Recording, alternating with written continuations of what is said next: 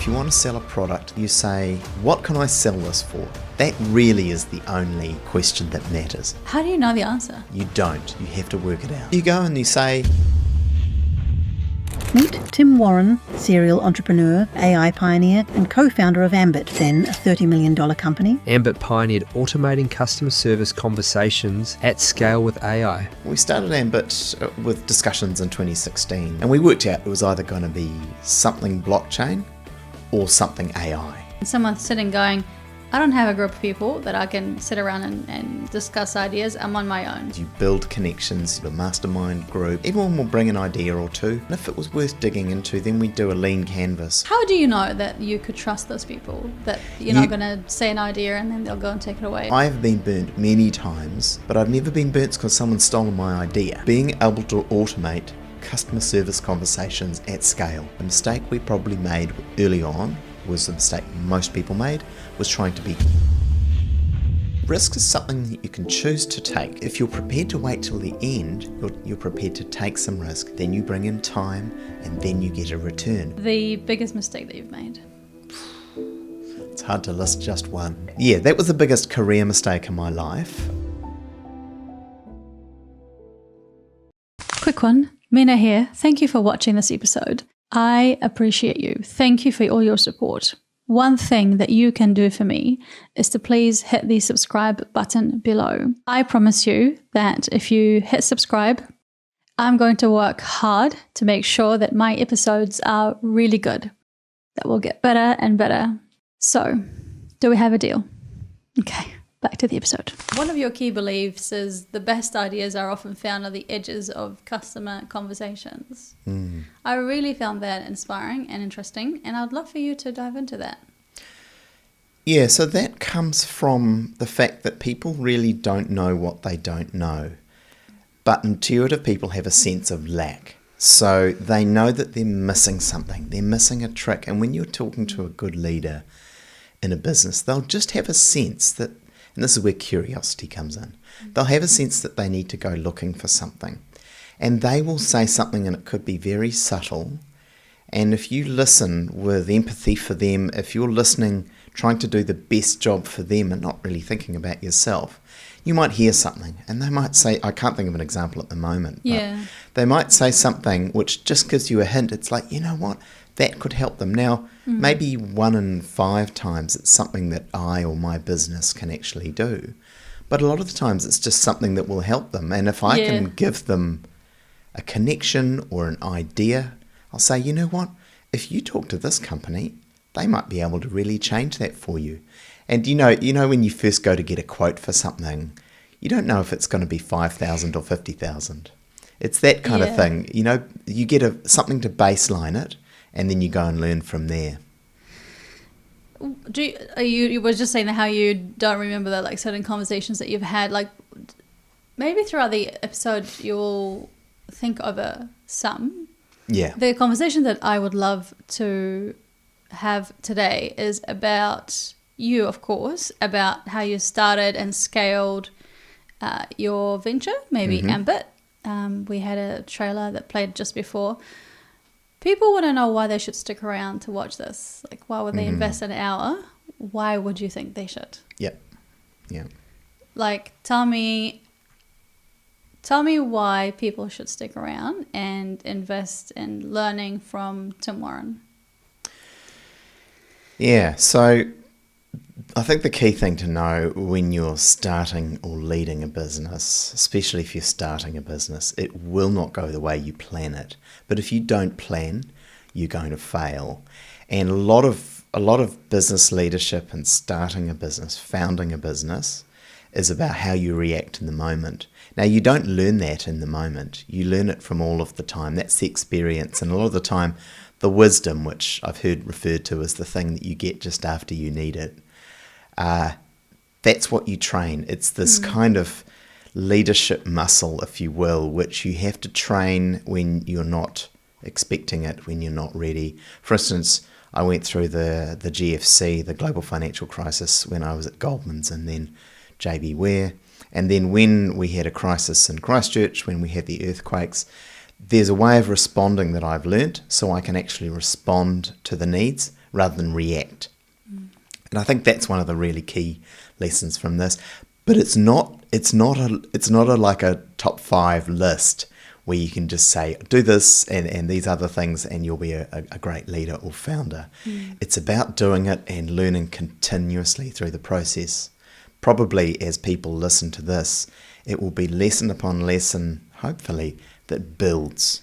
So that by the time you get to the end, you realise, hey, this is an hour and I've got 10 hours learning out of it, as opposed to this could have been a top 5 kind of a list. You obviously you've got let's maybe focus on Ambit, because Ambit would you say was the biggest venture that you started? Yeah, Ambit has been the biggest venture in terms of, if you measure it by staff or revenue, that I've personally started.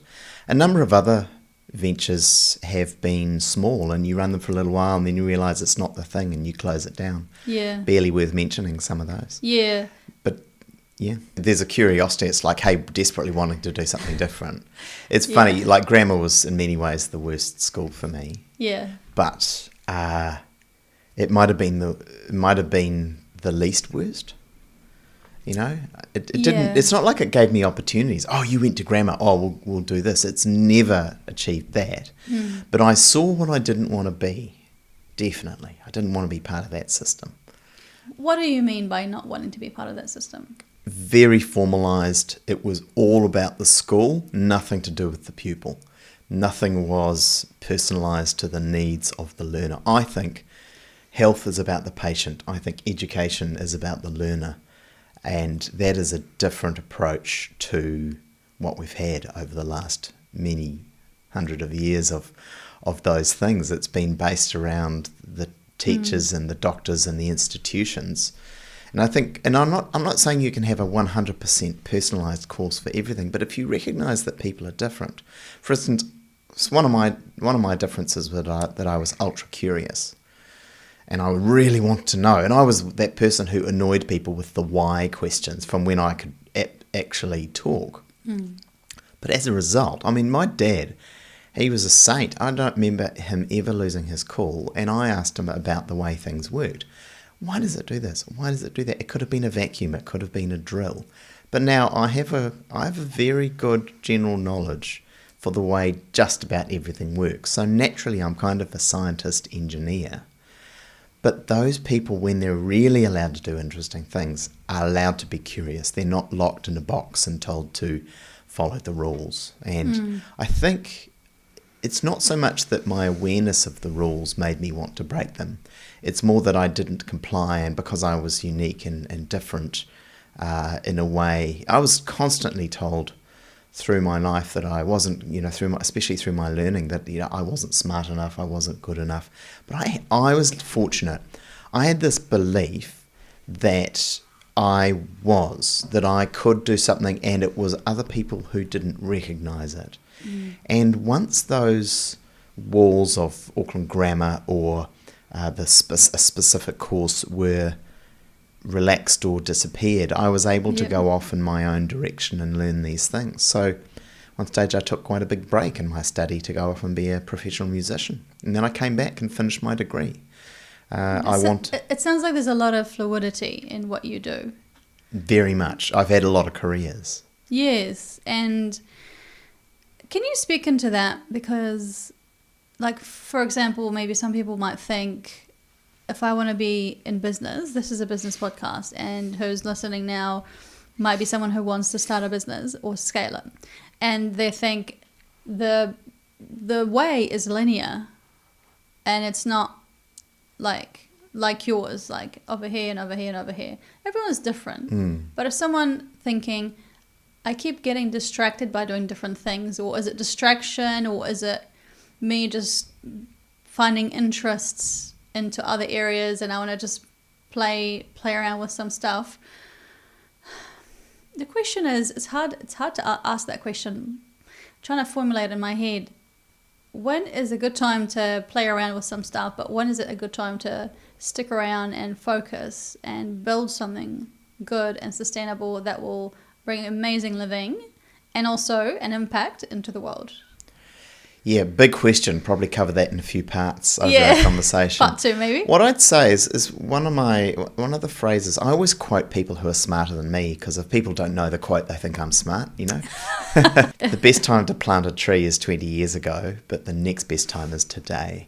So you can't always go back and say, oh man, I wish I'd done this when I was 14, when I had all that time.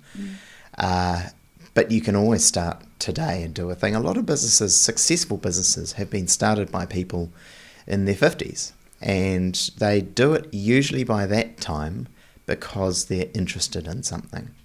And for me, the thing that's always taken me through has been this personal interest. And what I would say, when I was doing software in my first, kind of in my 20s, very much software focused, started a couple of things and I taught myself about finance, but essentially I worked in software, is that I started doing it, and I'd say the first 4 years I was really doing really interesting things, but the ability for me to learn dropped away for a couple of reasons. I was young and I didn't have anyone I could follow. Software was a very undeveloped industry at that stage in the 90s, especially in New Zealand. It'd be different if I was in Silicon Valley. But the owner of that business had no particular interest in extending people. If you went and did something, that was all right, but he never gave any ideas. I never attended one event when I was there in 8 years, like a Microsoft Learn How to Code event or anything like that. Not one thing. And eventually I didn't know what the right thing was, but I knew that I had to leave. And I think that's a big thing with me, is that I've got the courage to do that and others don't. It's much easier to do that when you don't have liabilities. Now, 30s and 40s, people tend to be tied down. You've got a mortgage, you've got a family and kids, and it's like, hey, I can't go to zero income from my 6-figure income. That's really difficult, and I just accept that. So it's really good to encourage your kids to learn lots when they're teens, when they're 20s, before they've got those liabilities, or to do that if you can, if you're listening. Otherwise, when your kids become more independent, or if you don't have those liabilities, like the cost of kids or a mortgage, etc., then you can actually do that any time. I think for me it's really important to draw the difference between starting a business and being an entrepreneur. If you're an entrepreneur, you're doing something new. A lot of people do something like they say, oh, I'm an entrepreneur because I'm starting an accounting business. No, you're not. You're an accountant and you've got, end of year accounts to do. Gee whiz, you're starting a business and you've got a limited liability company and whatever it is, but you're not an entrepreneur. An entrepreneur is doing something different. If you're copying someone else, say you decide you're going to copy Zuru toys. You're not an entrepreneur. You're just copying. It's not is it a business? Yeah, you're a business person. You're not an entrepreneur. An entrepreneur is saying, you know what, there's a gap in this market and I'm not quite sure what it is, but I think there's a need, a lack. This is why it's hard to give examples of future entrepreneurialism, because it is going to be something different. So I'm sorry, but if you're listening and you're saying, oh, I'm starting an advertising company or I'm starting a marketing company, you're a business person and it's going to be hard, and that's good. But if you're not doing something different, you're not an entrepreneur. I don't call myself that, because I think too many people tag themselves with that these days. But in terms of finding purpose, I think that's something that slowly grows over time. I actually had it, I think, when I was younger. I think because I was a little bit more hedonistic and had no particular things that I had to pay, bills to pay, they say. There's a big meme about that at the moment. My kids are funny. They think they've got bills to pay. I'm like, what bills? Oh, well, I have to, if I'm out, I have to buy myself a beer. That's not what it means. Bills is like the rates or the water. Yeah. These are people that don't pay rent. So before you've got those bills to pay, that is a great place to explore that creativity, sure. The newness of things. And people who aren't curious just aren't going to be able to do it. They might be able to support someone else who's doing it. Right. I've spent a lot of time in my career as a number 2 or a COO often supporting a person that's got the drive. And there's a lot of value in that. I really enjoy it. Sometimes someone's got the thread of the idea and you can support that with business nous. That's a great thing to do. So I think the COO or the number 2 is a great unsung position. Quick one. Mina here. Thank you for watching this episode. I appreciate you. Thank you for all your support. One thing that you can do for me is to please hit the subscribe button below. We are wanting to hit 1,000 subscribers by the end of this year. I promise you that if you hit subscribe, I'm going to work hard to make sure that my episodes are really good, that will get better and better. So, do we have a deal? Okay, back to the episode. I like that. It kind of gives us a bit of a context and background into how you ended up in Ambit. Real quick, I know some people might know Ambit. Just like a one-liner, what is Ambit and why did you start it? Yeah, so we started Ambit with discussions in 2016. Essentially, there was a group of us that had some brainstorming sessions trying to come up with what was the big thing that was next. And we worked out it was either going to be something blockchain or something AI. And I figured that blockchain was going to be a bit piratical because so much of it would be awesome for people doing financial crime. And there's other uses as well, but AI was an obvious one. So we started down that track. The idea was, let's help people talk to computers in their language. The big thing at that time was texting. Everyone was texting each other. In fact, Facebook Messenger, there was more people using Facebook Messenger than there was on Facebook. That's why Facebook bought WhatsApp. So we said, well, what if we can automate what's on the end and put computers there? So long story short, we wanted to create essentially customer service through AI automation. We ended up realizing that the areas that it was going to be really important for were high volume. So customer service in utilities, retail, financial services. It's B2B to C. So you might be working with a bank, and we sold to some banks like SBS and others.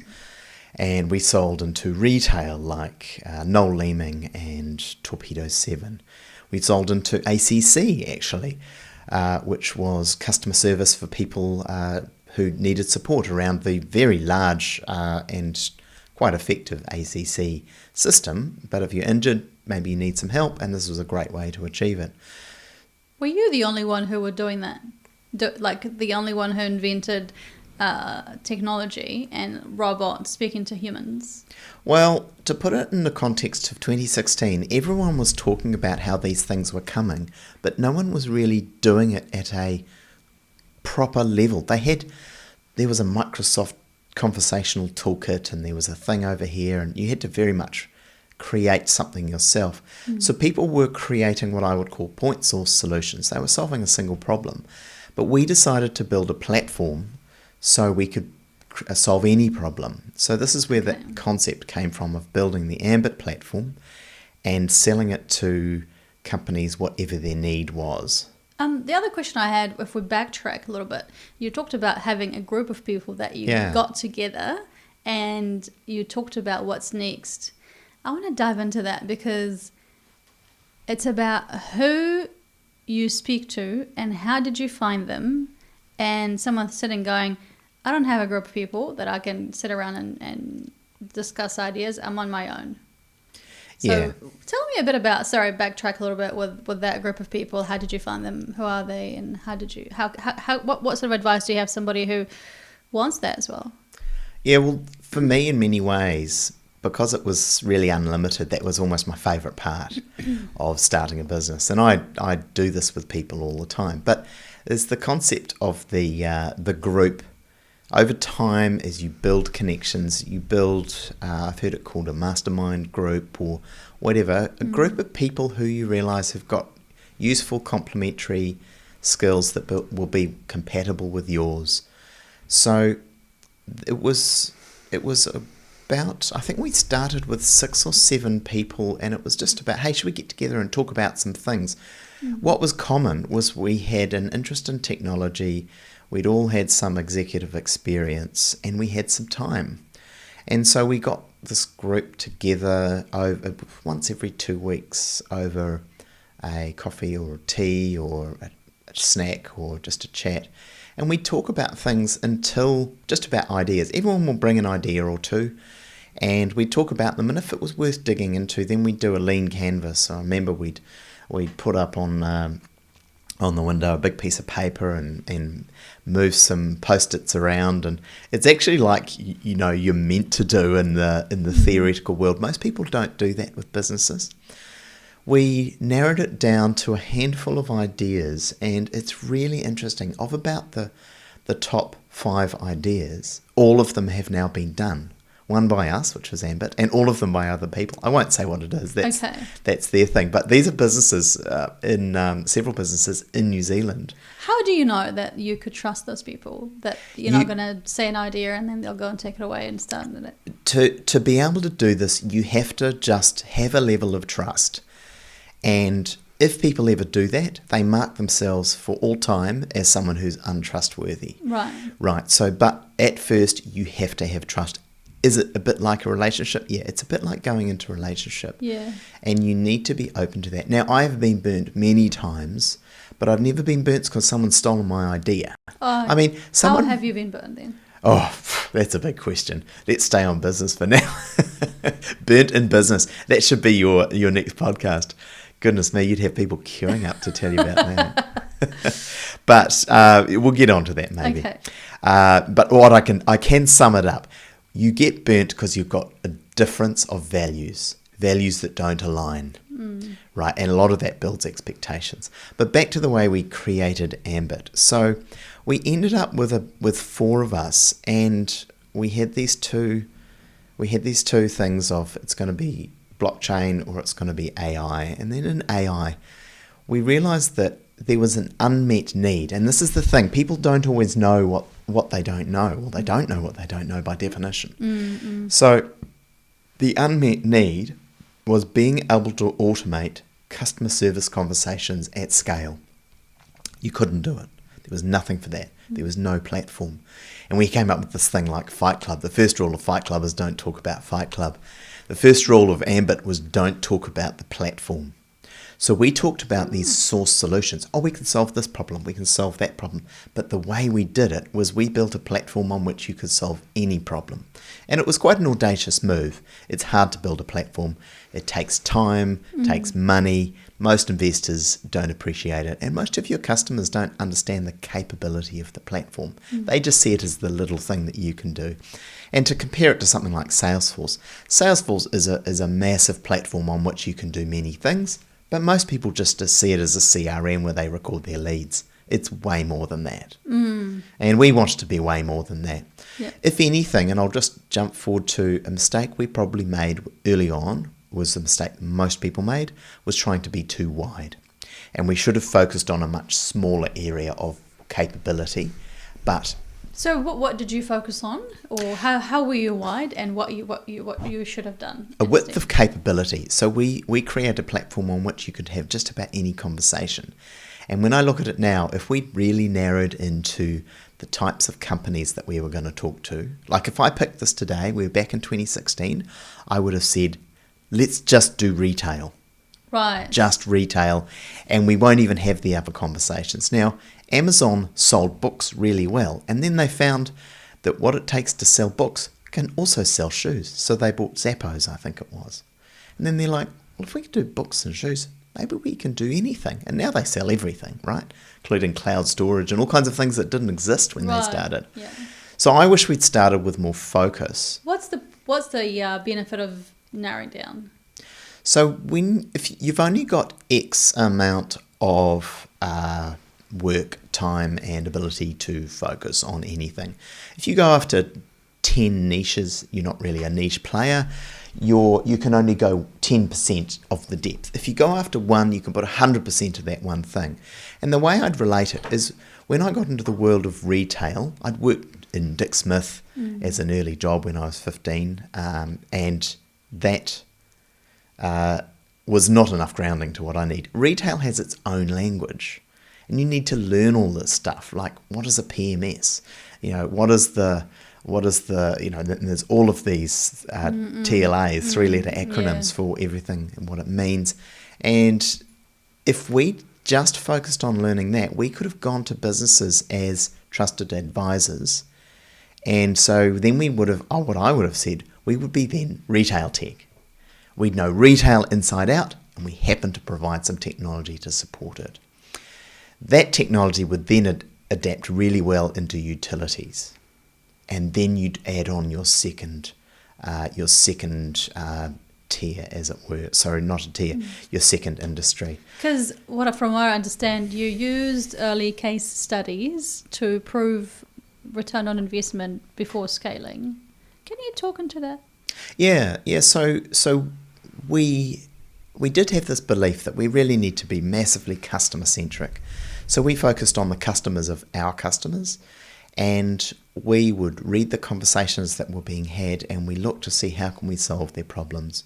So we started off, one of our really early customers was Vector, the big lines company in Auckland. How did you get on Vector? How did you... Yeah.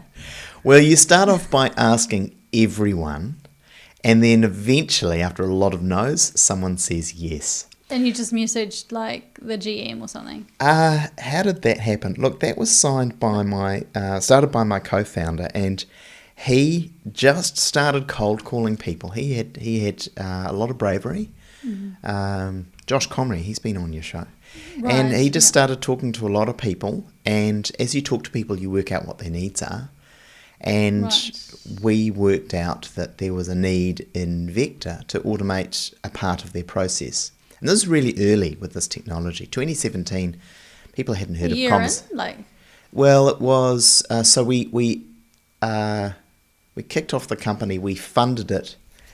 The four of us kind of looked around the room and said, hey, are we going to make this happen? We all shook hands and we said yes.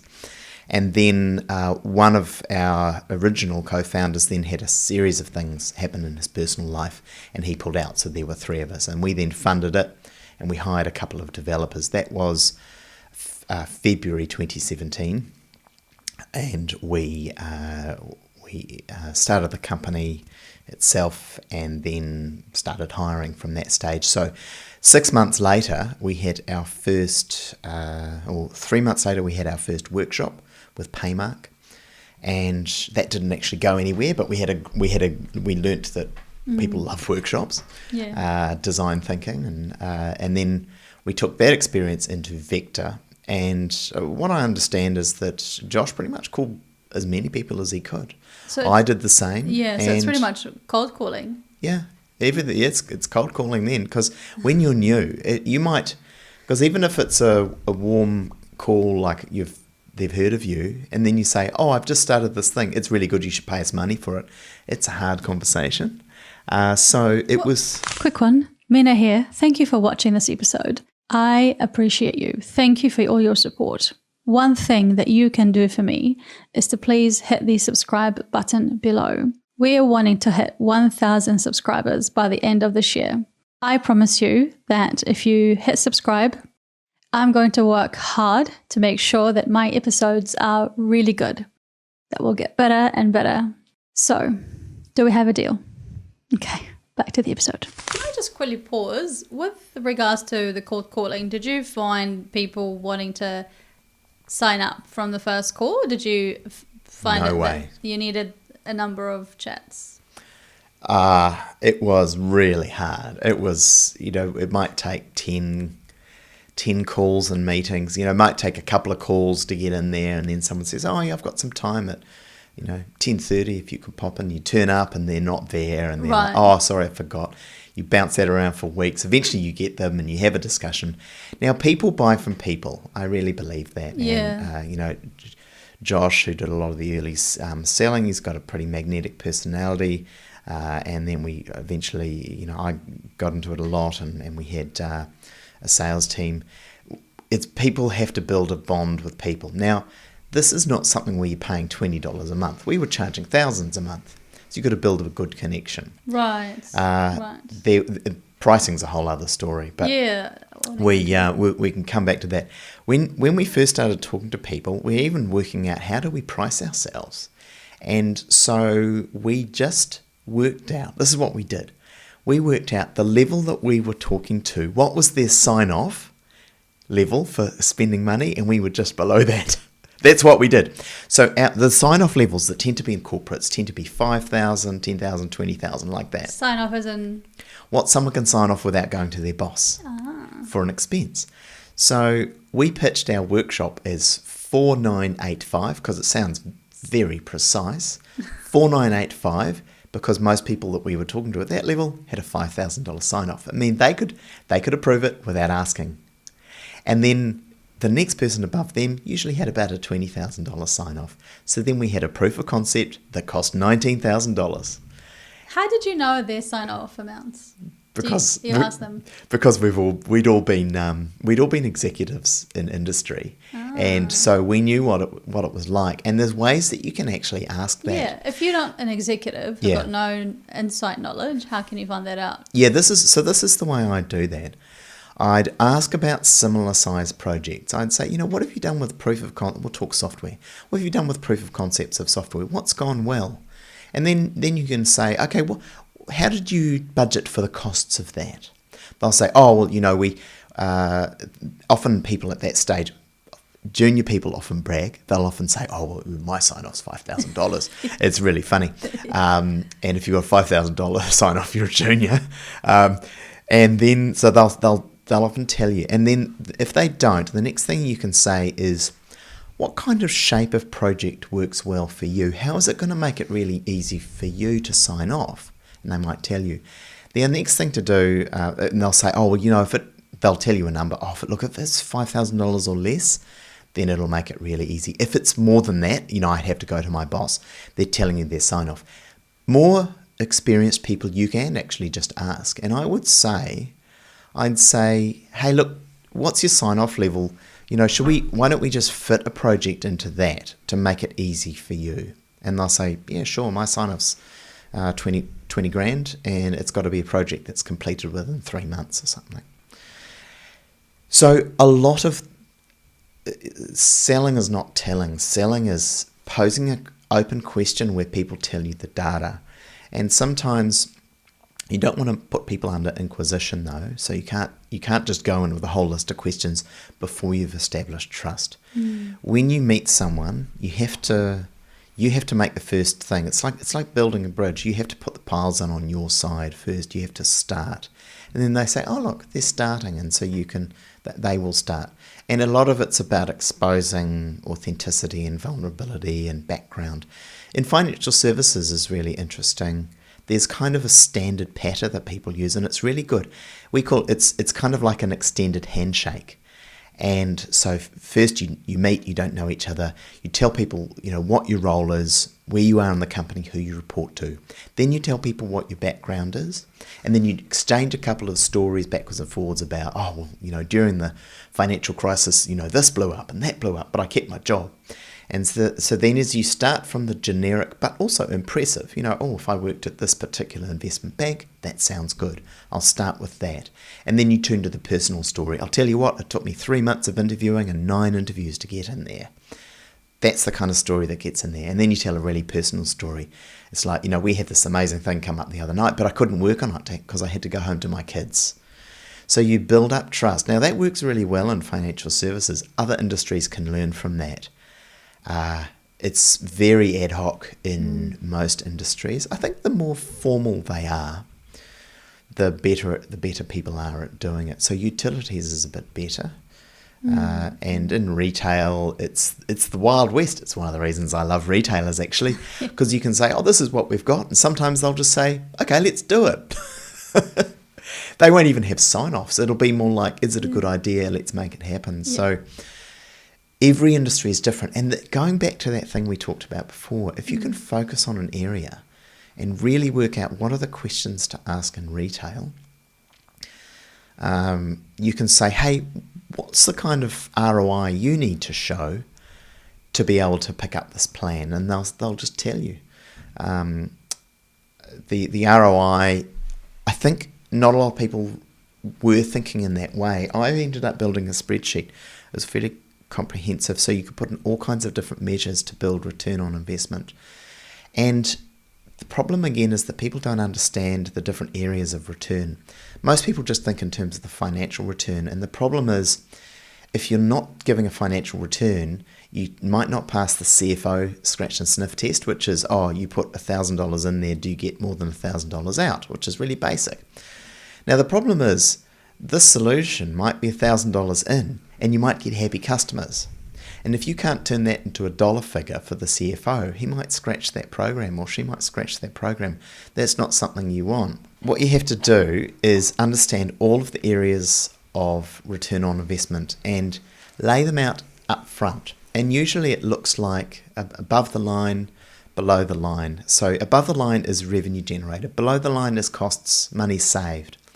And then it is improvement in data quality and customer satisfaction. Those work for a lot of industries. There's other ones as well, but those are the big groups. So as part of the sales process, I would fill in those boxes for people, and I would get that agreed. If we went into when we signed a term sheet or terms of agreement or a contract or whatever they wanted to call it, I would get that agreed that this is the way it's going to be measured. Now, sometimes here's an example of quality. We worked with Tower Insurance, and their most common claim was a windscreen claim. But there's no underwriter. If you claim on a windscreen, you don't claim if your windscreen's not broken. And if it is, you can claim and it's not evaluated. They said, how can we improve this process? So we moved a 30-minute process, and that was 20 minutes of on hold, and then 10 minutes of agent plus customer time. Now, they were only looking at agent time. So they said, this is a 10-minute process for the agent. How can we reduce 10 minutes to less? And I said, it's not a 10-minute process for the agent. It's 10 minutes for the agent plus 30 minutes for the customer. 20 minutes during which they're getting quite frustrated because it's a negative thing anyway. Insurance is never like, oh, yay, insurance event. It's always negative. At best, you can get back to neutral, right? So, or not claim, and then you feel like you've paid a bill you shouldn't have. But if you can highlight those areas, so if we can say a quality event for that is shortening the customer time, shortening the agent time. Now, if we shorten the agent time, we can measure that value. We can put a value on it. We can give a direct ROI. And then we have that's a below the line. Now, if they buy a policy, that's an above the line return, and we can measure that as well. But the quality is something that most people don't ever measure. And people have really, in the last few years, only just started thinking about the quality of experience for a customer. Now, we were able to turn that into a 2-minute journey, 0 agent time, 2 minutes of customer time spent, through to a booking with Novus. That's a sensational improvement. So they were one of our core customers that we signed, I think, in 2018, and we carried them on for many years. So and that developed. They supported Trade Me Insurance. We ended up signing that as well. Now, when you look at that customer journey, when you look at it in the holistic sense, they had a measure, and they thought that was the right measure, agent time. And then we gave them all these other things. They learnt that and took that into their business. And so we were able to be that trusted advisor. Now, what we found when Tower were looking for some changes in other areas of their business, not to do with us at all, they called us. They said, have you worked with this party or that party? We're really interested to know. And that's a real sign of trust. Now, what we did on the back of that, do you know what we did? What? We called them up to re-sign. They were clearly very happy because they're calling us. And we went to them, we said, hey, I'll tell you what, your re-sign's due in 3 months. What we'd love to do is do this little bit of work for you. We'd just love to include it because we know it's going to deliver some value. And let's put a 2-year contract in. And we extend it from either a rolling monthly or 1 year, I can't remember what it was, to a multi-year. Did you start with 1-year contract with them? With most of our customers, we would start with a 1 year or a rolling contract. Yeah. And then what we would do is, because we're software as a service, SaaS, so we would we would try and sign longer contracts. But what I would say is that when you're a SaaS business, really when you're any business, you are constantly trying to re-earn that customer. And if you think with that mindset of the customer is always looking for it to be cheaper or maybe leave and go to someone else, what can we do always that makes it better? You know, I had a proactive customer service call just today from Milford Asset Management, actually, a financial services company. And they just rang me because they could, not for any particular thing. Now, I like when they ring me, not for an event. You know, the best time to buy flowers is because you don't need to buy someone flowers. The worst time is because you've done something wrong and you're trying to get back. That's like making an insurance claim. It's a negative event. But you turn up with flowers for someone when they're not expecting it. They love that. So constantly re-earn your customer's love. Don't do it to the extent that you go bankrupt, because then your customer will be upset. You have to support them in a sustainable way. Meaning adding value, trying to earn back a lapsed customer or constantly re-earn that customer's trust by constantly delivering a little bit ahead of expectations, doing the thing that you can, do the right thing, even though they might not be asking for it. But if it's going to cost you, do you just do it anyway? Well, you've got to do it in a way that it's sustainable. So you don't just say, oh, you should just get this for free. I want them to pay more. So what I'll say is, hey, if I can improve by doing this 10 or 20 hours of consulting type work, if I can improve this and make a better return on investment, I think I can get an uptick in the return, an uptick in what they'll pay me. That's win-win. It shouldn't be win-lose. Win-lose is not sustainable. And I'm fine if they get a better return than me out of it. I'm fine. What's going to happen then? They'll give me a referral. And the referrals that we had, do you know, I think at one stage we went 21 months without any churn. Right? Not one customer left. And even though we knew they loved us, they would say there's great things and they'd get referrals, and a lot of our new business was through referrals. We constantly stayed focused on what the customer needs are. And we'd say, hey, we've heard you've announced this strategy. What do you need from us to support that? So being a bit proactive than just reactive. Absolutely. Proactive, then responsive, right? So if they call you with a need, really responsive. And if they don't call you with a need, imagine what their needs are. And that's where you become that trusted advisor. And I haven't been operational in Ambit for a while now, but I still get calls from my old customers about things. People call me about references for people. That's one of the greatest things you can do in business for our customers. If I met someone really good in any walk of life and I thought, wow, this person's great, they would be amazing working for, Squirrel Home Loans, I'd just call up the owner and I'd say, I met this person and she was amazing. I really reckon you should meet them. And that's just a gift from me. It costs me nothing. It's a chance to interact. And if they get someone good out of it, then that's fabulous. And then they'll know that it's through me, and then I've got a champion in there. That's win-win, because I build reputation. So one of the things in business, maybe this is a deep moment, I don't know. With money, people who are transactional, when they give something, they want to get something in return. That's transactional. And the thing that makes it transactional is it's contemporaneous. So it happens at the same time. Now, you can be much more successful if you can introduce a temporal aspect or time into that by saying, we can invest here and we can earn there. Now, the difference between there is time, and what we call in financial services, there's a time value of money. If you introduce time, you can get more value out of it, and it introduces the other side of the coin, which is risk. I believe that very few people who lead businesses understand risk at all. They think of risk as a casino or investment or something. That's not. People who work well with risk are superb investors. So you look at Warren Buffett, who's probably got the best understanding of risk. Risk is something you tolerate. you minimize, you mitigate. And so he runs one of the riskiest businesses of all. He's one of the biggest reinsurers in the world. Well, for someone listening going, I haven't got such a big shot like company or a lot of investment, but I want to start a business, or I want to grow my business, I want to scale it and get some of those early case studies to prove ROI. I want to look at risk. How do they, any advice that you got for that? Yeah, well, risk is something that you can choose to take. So with ROI, for instance, in fact, it was a quote I used to give. People would say, we want to do this interesting research project, but I want to show the ROI up front. And I would say results come at the end of the process with research. They don't come at the beginning.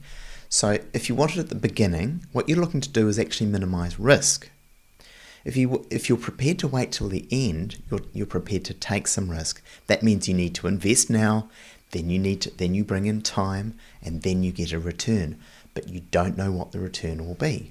The longer the time and the riskier the thing you're taking on, the bigger the potential outcome of a variation of returns, and that's what we call risk in financial markets.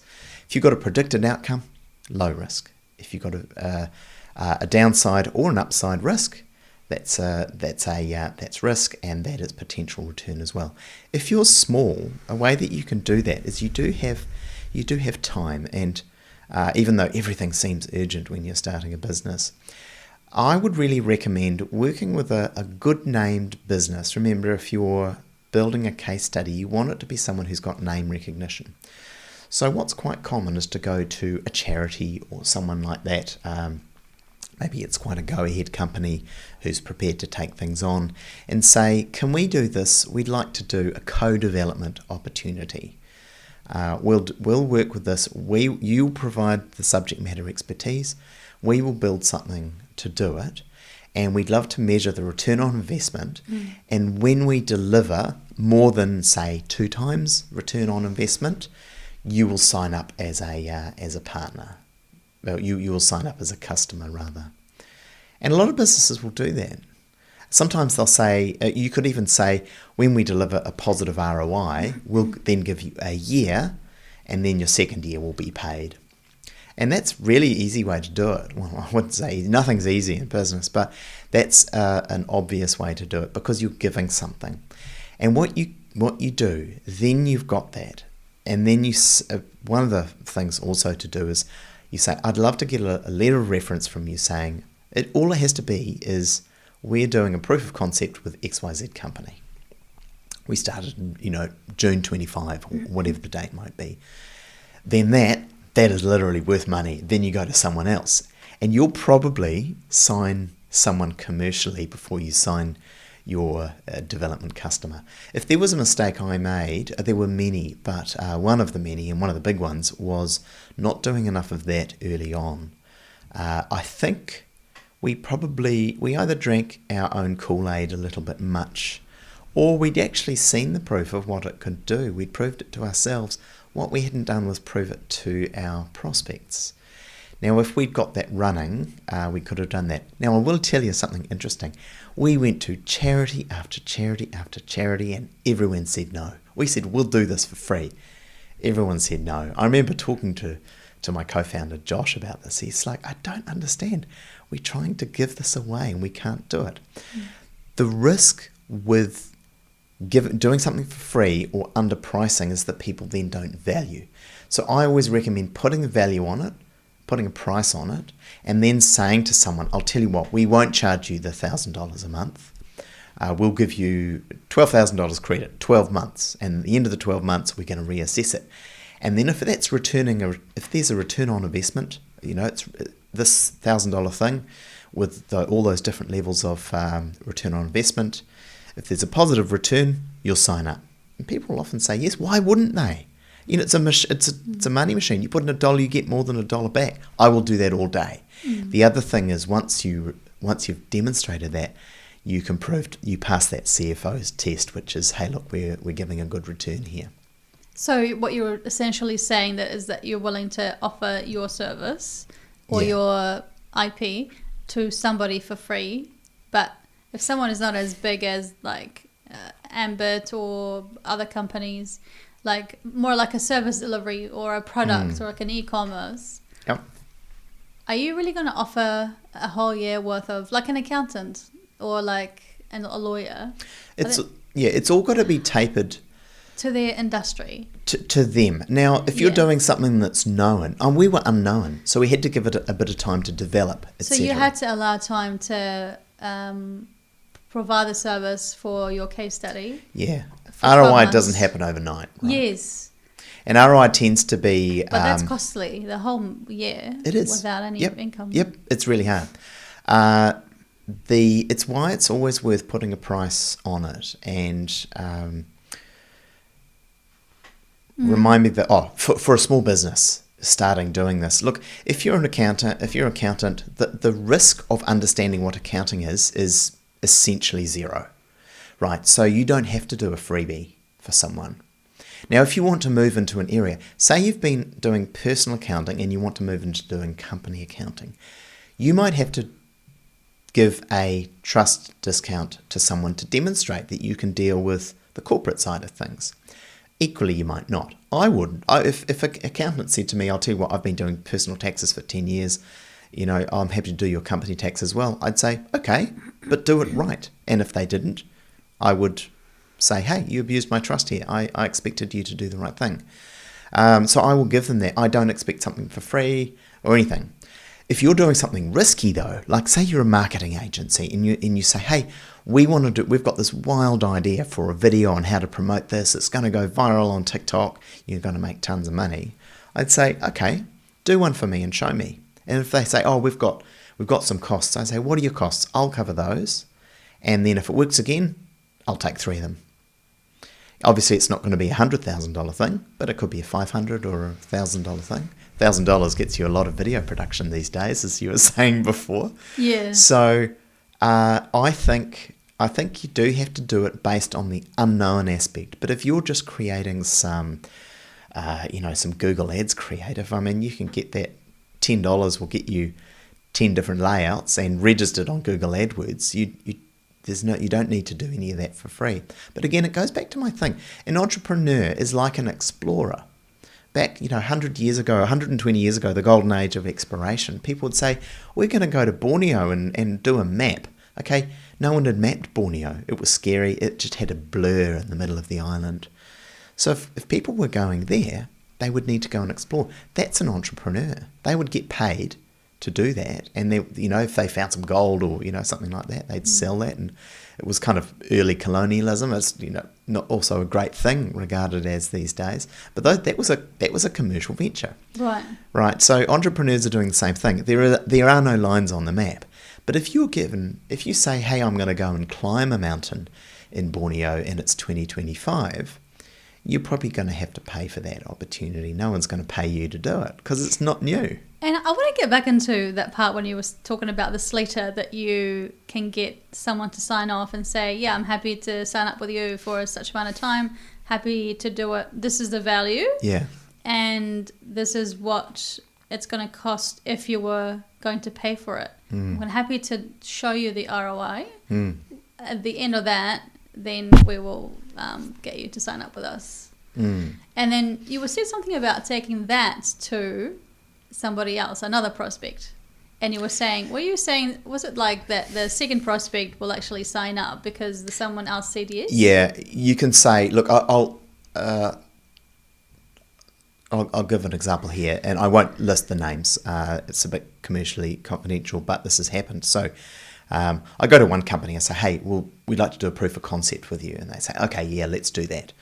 On some commercial basis, as in they're paying us some money, but we're not really making a lot out of it. So they'll still pay you some? They might pay us some. It's always good to get something for it, I do believe. Oh, okay. Not do it completely free. Sometimes you do. Sometimes if it's I try anything.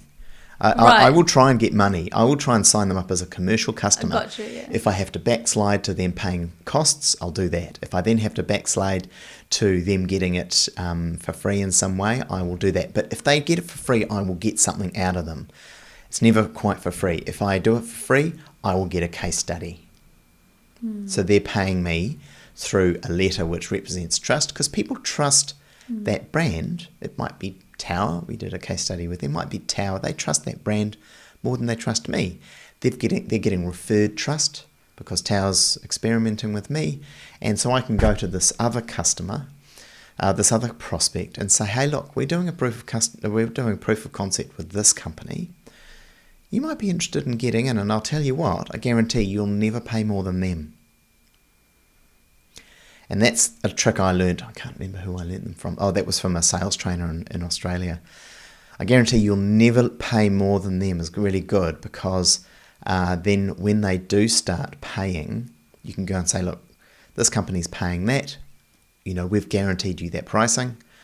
Now you come onto it. And it's kind of like that company, the original one who's paying, is saying they're worth it. Just a bit on pricing if we can. A lot of companies, when they start pricing, they do a whole lot of the wrong things. And the wrong things include this: working it out as a time-based activity. So if they think this takes us 5 hours, they think, oh, my time's worth $100 an hour, so that thing's worth $500. That's if you're selling a service, right? So if you want to sell a product, that's not how you price things. If you price things as a product, you say, what can I sell this for? That really is the only question that matters. What can I sell it for? How do you know the answer? You don't. You have to work it out. So then you start doing a couple of things. Data is your friend here. So you go and you say, hey, I sell this thing for $1,000. You just try it on. And someone's going to say, okay. Or someone's going to say, no way, I wouldn't even pay you $200. Then you can, if you want to, you can slide back to, hey, look, well, if you were going to get a separate set of services and cobble them together, that's going to cost you at least $500 anyway. But this is much more than that, because we've really thought about this. We've constructed this product. It's going to deliver you far better value. I'd love to give you the opportunity to discover what that value is. What's the kind of thing that would prove to you that it's worth $1,000? Then they will tell you what makes it worth $1,000. Then you deliver that. Now they might only want one extra thing. They might say, you know what? I want that button to be blue. It's the classic one in software engineering. I want that button to be blue. Or, you know what? I want this. Now, if it's easy, then you say, I'll tell you what. If we do that, are you signing up for $1,000? Put them on the spot. That's a closing question. Okay. And there's all kinds of those. So another couple of things that people do that's wrong is just price too low. So people say, oh, look, I've built this software platform, or I've created this thing that can create videos instantly. It's so scalable. You know, I can charge $20 a month for it, and I'm going to sell it to 1 million people, and I'm going to get super rich. Do you know how hard it is to sell to 100 people if no one's heard of you? And 100 people at $20 a month is only $2,000 a month. And I mean, I don't get out of bed often. I did get out of bed this morning, but I'm not going to get out of bed for that money. Yeah. $2,000 a month. That's a retainer for a PR firm, you know, to be available. But you're not going to get much work for that, right? So you need to price it in a way that sets it as aspirational. So you want people to want it and desire it, and you are the path to it. Now, I'll give you a couple of examples with cars. If you want a car that goes very fast and sounds excellent and is comfortable, then you can get an Audi RS Q8. Now, if you want to tell everyone you've got a Lamborghini, you can get a Lamborghini Urus. Different body panels, same car. Costs almost 3 times as much. So the pragmatist is going to buy the Audi RS Q8, and maybe the dramatist, or certainly the person with a big budget who wants to tell people they've got a Lamborghini, is going to buy the Urus. But it's the same car, it's the same engine. Yeah, sure, there's slightly different designs in there. There's more hexagons in the Lamborghini. But how do I sell the Lamborghini? I want to sell that Lamborghini, right? And it's incredibly desirable. I see those two cars next to each other, and I know, it's like the placebo effect. I know they're the same. and I still want the Lamborghini. Don't create, now those are two great cars, right? But do not create the low-end, cheap version, the thing that's infinitely scalable. Don't just create the next laundromat where it's $2 to wash your laundry. Create something that's so incredibly specialized that people don't care what the cost is. Now, you can only go to that extent if you're truly sitting in the luxury desirability area. That is hard in business to business, but you've got a wider audience than that. And if people are selling in that luxury category, desirability is the number one thing. You want people to want it. So how do you make people want it? When people want something, what they're doing is they're moving from a logical, pragmatic space into a emotional space. If you can do that, people stop looking at the price. How do you do that? Yeah, that's the question. You have to appeal to them on an emotional basis. If you put a ton of charts and a spreadsheet in front of someone, you will not sell a Lamborghini. You will not sell a Gucci scarf, right? Take me to an example for like a marketing company, let's say. I don't know if anyone's ever taken off their clothes in your studio. I will show you an example, right? Okay. I'm showing my belt here for those that are listening. It has got a brand on it. I can't even remember. So this belt, this is a Robert Charles belt. This is a $200 belt. It's woven out of beautiful leather and it's a beautiful piece. It functionally does the same thing as a $1 thing from Temu or a $20 thing from Hallenstein's, which is probably going to be $11 on sale, right? This is desirable, right? It's got beautiful leather. People recognize. I walked into a shop, a very nice suit shop, RJB, and I walked into there, and he recognized the belt that I was wearing. He's like, "Oh, we sell those." Oh yeah. That's not a logical decision I've made, right? I've moved into that emotional space. I bought this. Functionally, my jeans stay up on their own. I don't even need a belt at all. But I like it. And if you can get to like, and even better, you can get to love, then people are going to go there. So desirability, there's a range of things in that space, actually, talking that luxury space. It doesn't really work in the B2B space, but actually the thing that does is the kind of keeping up with the Joneses. If you can create a brand name, now Salesforce has done this. Salesforce have created that thing like, oh my God, you don't have Salesforce. Or, oh my God, you don't have SAP. Now the reality of those systems is that they're really big, hard and expensive to put in. But they've created a bit of an aura of, hey, this is really good, this is great. AWS has got it with their cloud services. Quick one. Mina here. Thank you for watching this episode. I appreciate you. Thank you for all your support. One thing that you can do for me is to please hit the subscribe button below. We are wanting to hit 1,000 subscribers by the end of this year.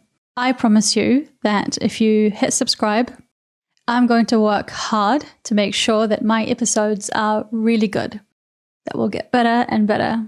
So, do we have a deal? Okay, back to the episode.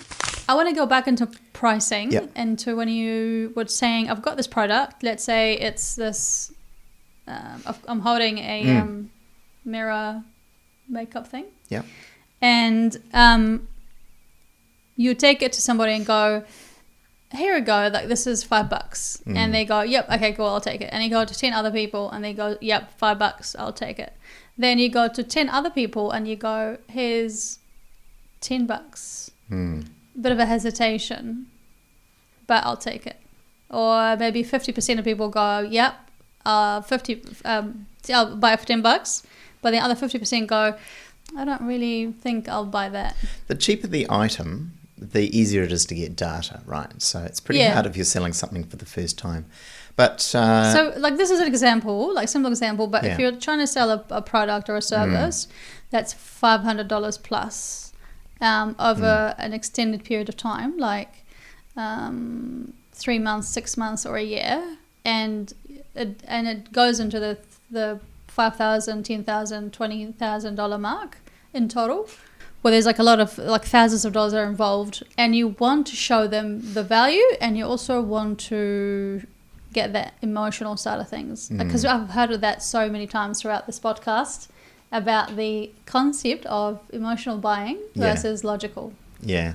So, okay. So let's look at a product. We'll talk about some something that's purely software as a service, and people are paying call it $2,000 a month, something like that for it, and that's a bit of a hurdle for people to get to.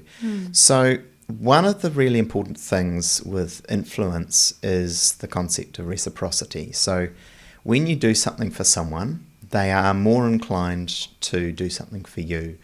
So that's where you can build trust by doing something for people over time. For instance, one of the ways I stayed in touch with my prospects was I would always send out at the beginning of each year HubSpot to a HubSpot marketing report. So I would send that out. I'd say, hey, I'm not sure if you've seen this, but there's a really interesting thing on page 67 for you. And that's just a way of staying in front. Now, I'm not doing that because I'm not going to ring up and say, hey, because I sent you this, you have to do that. But that's a way of building up trust and slowly working on reciprocity. Also, events. Now, one of the most convincing things that you can do, it works in business to business, it works in B2C, is getting someone well known.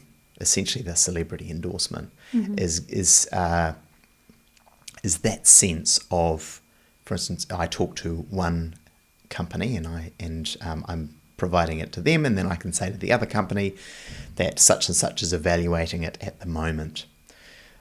So that's a really important one, and I'd say early on I relied with that a lot with Ambit. But the other thing I did really was I built this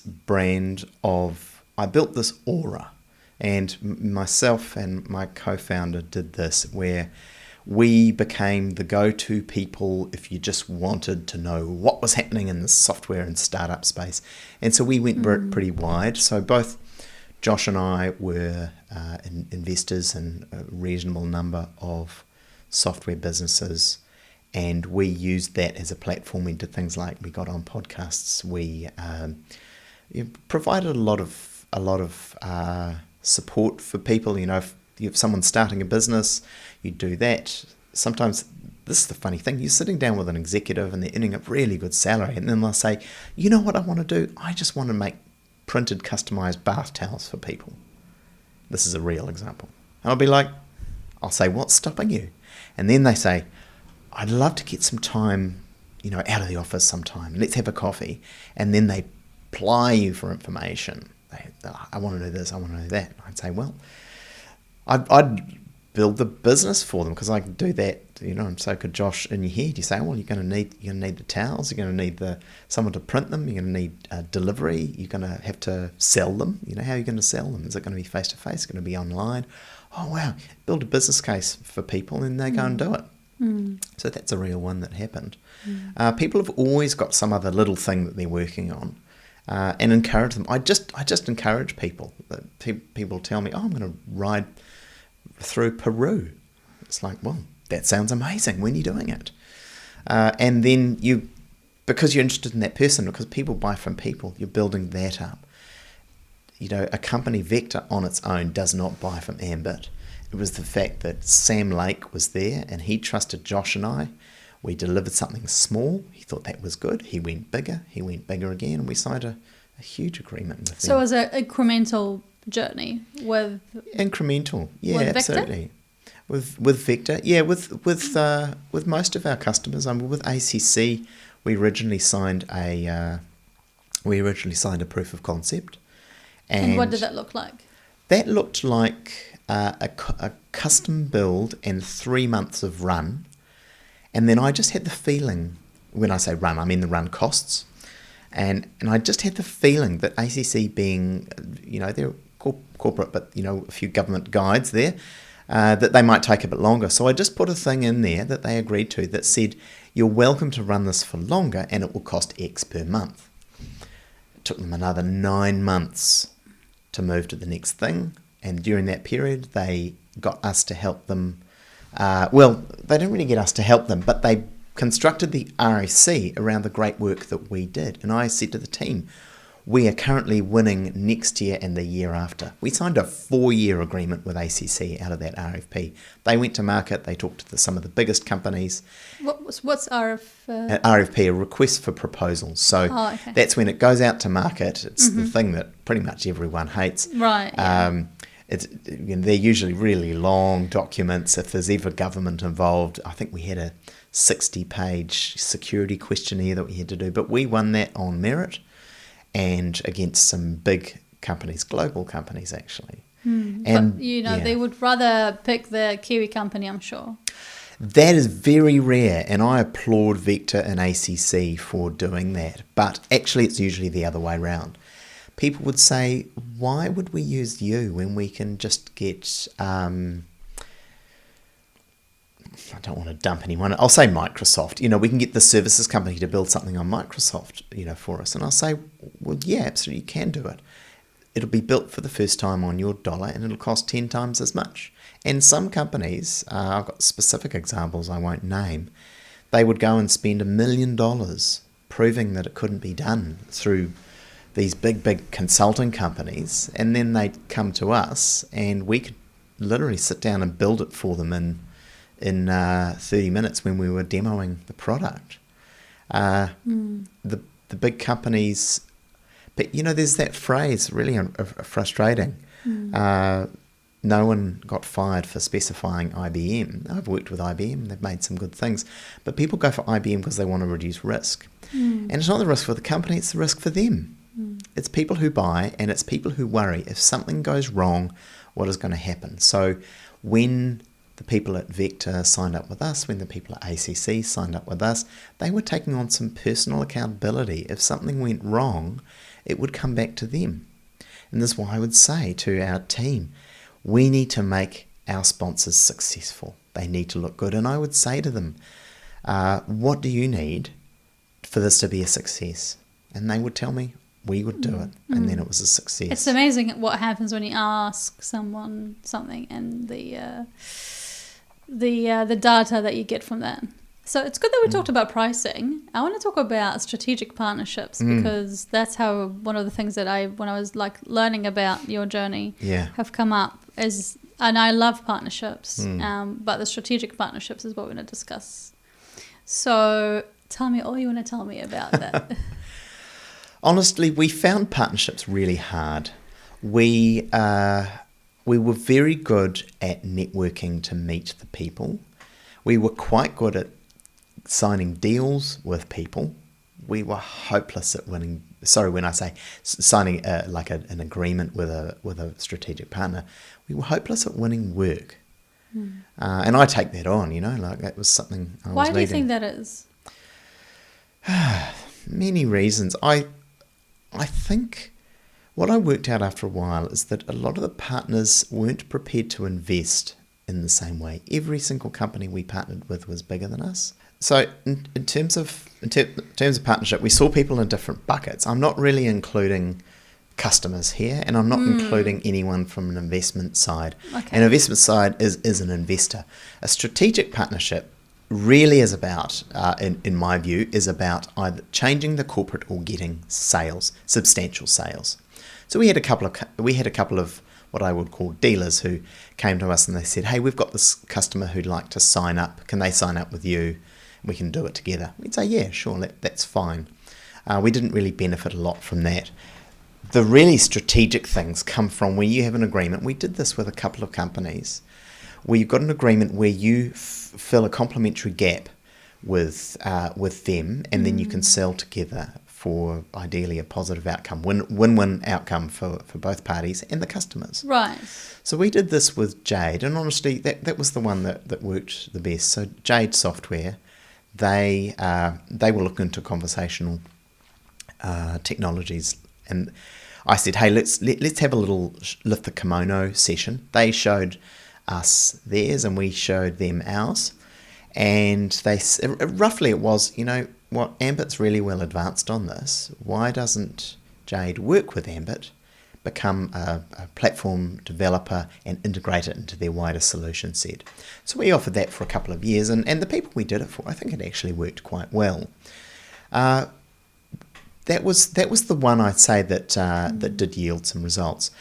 So that was a strategic partnership, because what we were doing, if you get onto the strategy for the company, you're a strategic partner, right? So if our strategy is to work with partners to expand sales, then they're a strategic partner. Now, the point of partnering with someone, it could be Jade, it could be someone else, but we talk to everyone. I mean, we talk to IBM, Microsoft. Did you? Yeah, AWS, everyone. The idea was, if we can work with someone, and then, Microsoft is going to be able to win a really substantial contract to do 97 different things. Maybe we can do the 3 things that they don't do, or maybe we can do a few things that they can do, but we can do it better. So Microsoft might win a contract, but we are the provider through Microsoft to the end user, whoever it is, Fonterra or the government or something. So that is quite a strategic partnership. That is where we struggled. We had great ideas. There was a couple of reasons. I learned a little bit later that in the US there's a joke that it's not until you do a C round that you're signing commercial partners, that you actually have to build a direct sales line with $20 million raised before you go and sign the distributors, or that's right, it was D for distributors, the D round. And we tried to do it on the smell of an oily rag. Now, what happened once we started signing partners? People said, right, we'll send our team over, you can train them. We're like, oh, can't you guys just learn? So all of a sudden we're training people, and then they say, okay, this is great. How do we sell? Like, oh, we're training people to sell, we're training people to use the platform, and we just didn't have the scale for that. So that was really hard. That was a learning. It came relatively late. And then what we did is we essentially said, you know what, we're not going to pursue those anymore. What we're going to do is we're going to double down on direct sales, keep a direct sales team. We did end up having a partner sales plan. It never really yielded a lot, to be fair. Would it have? Yes. Give it more time to mature? Yes, it would. If I had a bigger budget? Absolutely. I think when you go into a different region, if you've got a local partner who's really relying on you, it can work well. Now, let me give you an example of one that did work well. Okay. And I also want to know... Yeah. No, I want to know more about that. So, one that did work well? Yeah. Yeah. And also, if you go back and do partnerships again. Okay. Yeah, how different it would be. So, partnerships themselves are a lot along the kind of desirability side, and a lot of, there's a sales component to it in itself, but it's a slightly subtle, different angle to it. So, with distribution and those kind of sales partnerships, I think it was it in the late 1990s? Yes, it was. It was in the late 1990s. I was working with Cubic. I was a software developer, we called them in those days. We had a team of pretty much 2. There was me, and there was Adrian, the owner. And then we had to expand up. We found a developer in the US, which was hard in those days. It wasn't broadly accessible like things were. But there was a Kiwi living over there, a guy called Lyle Bainbridge, and he'd moved over there, so we stayed in touch with him. He found us another person.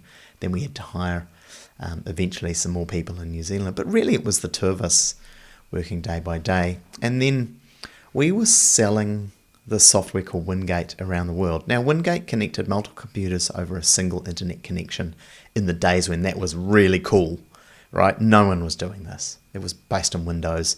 It was only kind of universities that could do it.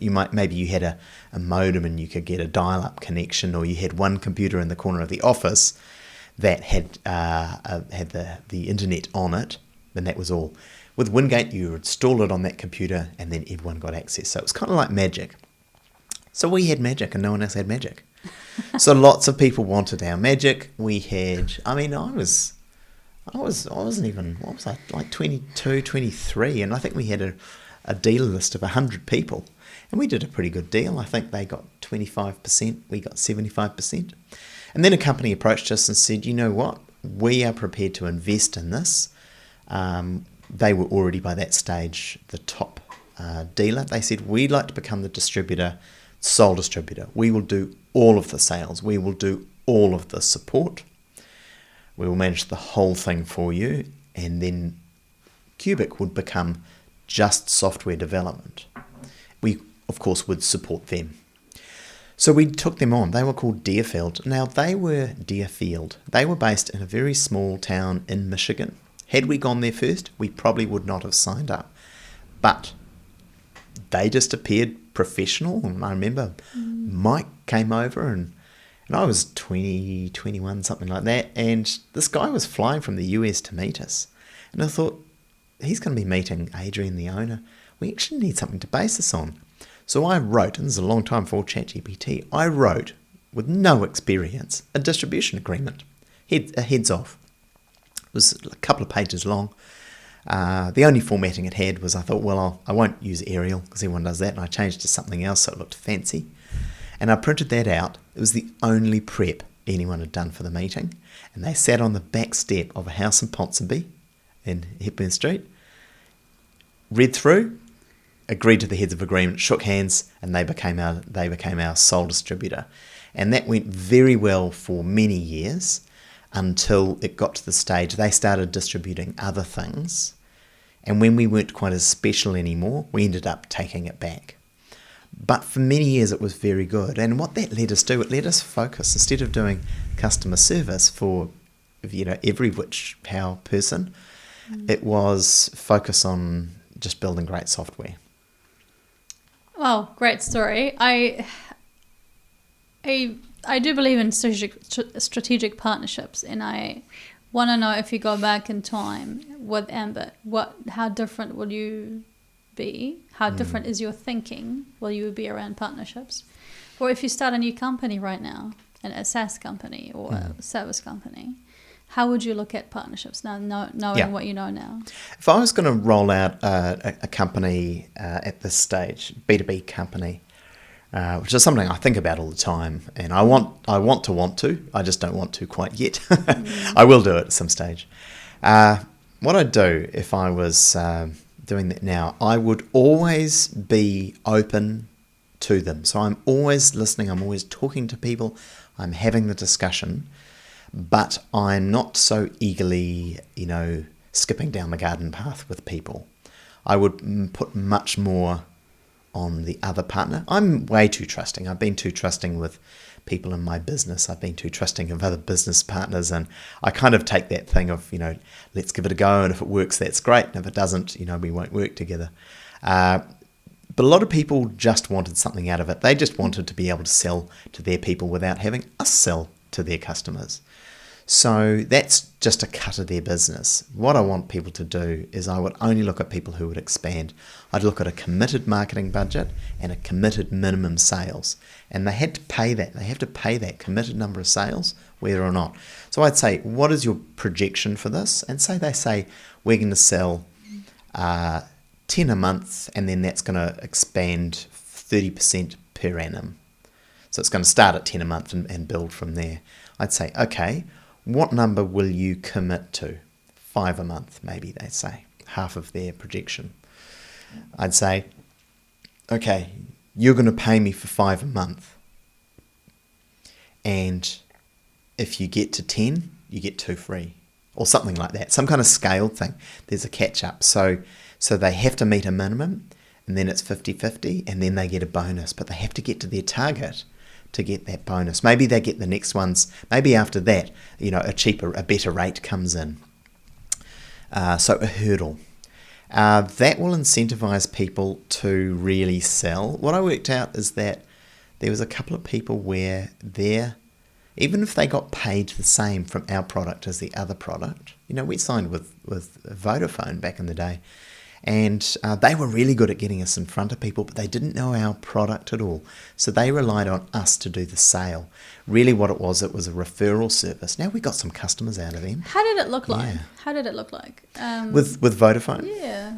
So that was interesting. We had always had really good relations with Vodafone. They'd actually signed up as a customer, and they took us through their accelerator called Vodafone Zone with an X at the time, which was good. And they introduced us to customers. So what I realised, that the idea was they would be a strategic partner at the level of they might even back us and fund us.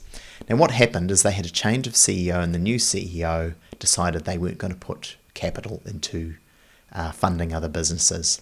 So that changed it for us. That would have been a true strategic partnership, and we would have been taken really into the sales channel.